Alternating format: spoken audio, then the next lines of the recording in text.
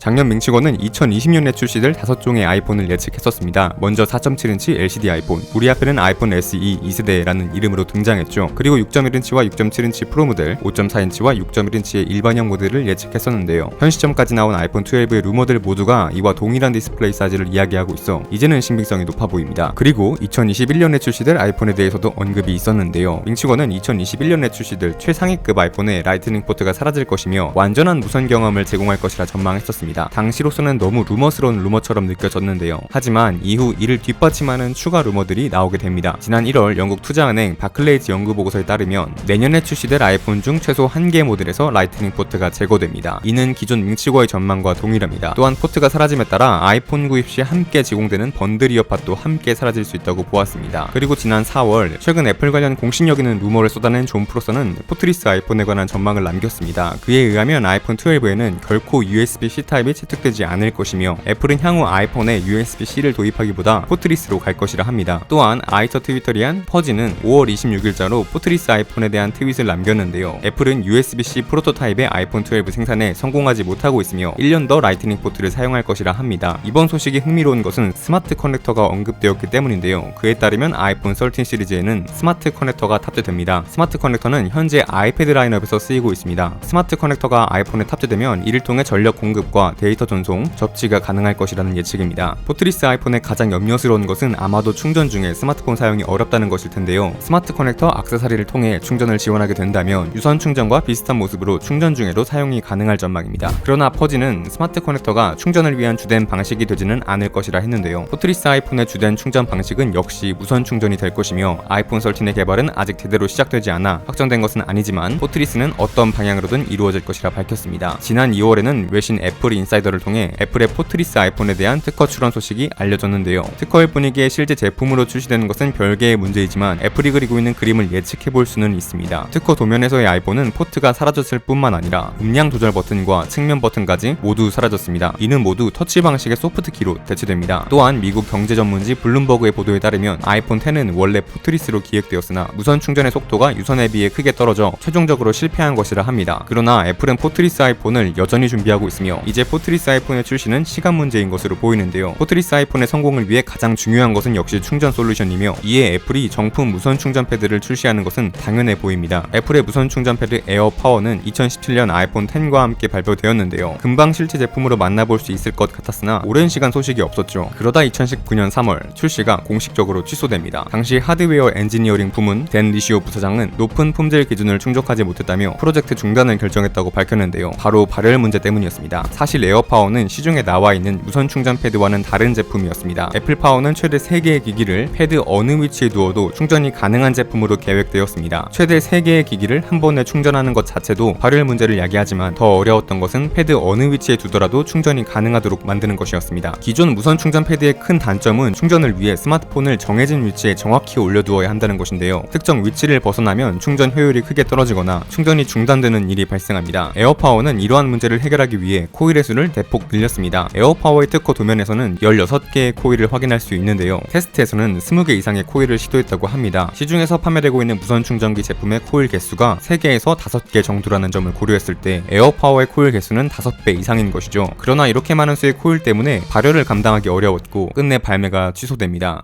그리고 지난 3월 존 프로서는 에어파워는 죽지 않았다는 트윗을 남겼습니다. 존 프로서에 의하면 애플은 에어파워의 실리콘 소재였던 것을 흰색으로 염색한 가죽으로 대체하는 등 열을 효과적으로 제거하기 위한 노력을 하고 있다고 합니다. 또한 지난 4월 존 프로서는 에어파워 프로토타입으로 추정되는 유출 사진을 공개했습니다. 해상도는 매우 낮지만 패드 위에 애플워치가 올려져 있음을 볼 수 있습니다. 추가로 새 에어파워에는 A11 프로세서가 탑재되어 코일의 전력 관리를 통해 과열되는 문제를 해결하게 된다는 소식도 있습니다. 또한 폰 아레나는 내년 하반기 애플이 포트리스 아이폰을 출시할 것이며 이때 에어파워를 함께 선보일 가능성이 높다고 전망했습니다. 사실 포트리스 아이폰에 대한 소비자의 시선이 썩 곱지만은 않습니다. 마치 아이폰 7에서 이어폰 단자가 사라졌을 때 논란이 되었던 것과 유사합니다. 이어폰 단자 제거에 여전히 아쉬움은 있지만 그래도 에어팟 자체는 성공이었죠. 이제 이어폰 단자에 이어 라이트닝 포트까지 없어질 아이폰은 어떤 사용성을 보여줄지 또 에어패드는 에어팟과 같은 성공을 거둘 수 있을지 기대가 되는데요. 하지만 저는 여러분이 구독과 좋아요를 눌러주실 것이 더 기대가 됩니다. 저는 다른 영상으로 또 찾아오겠습니다. 감사합니다.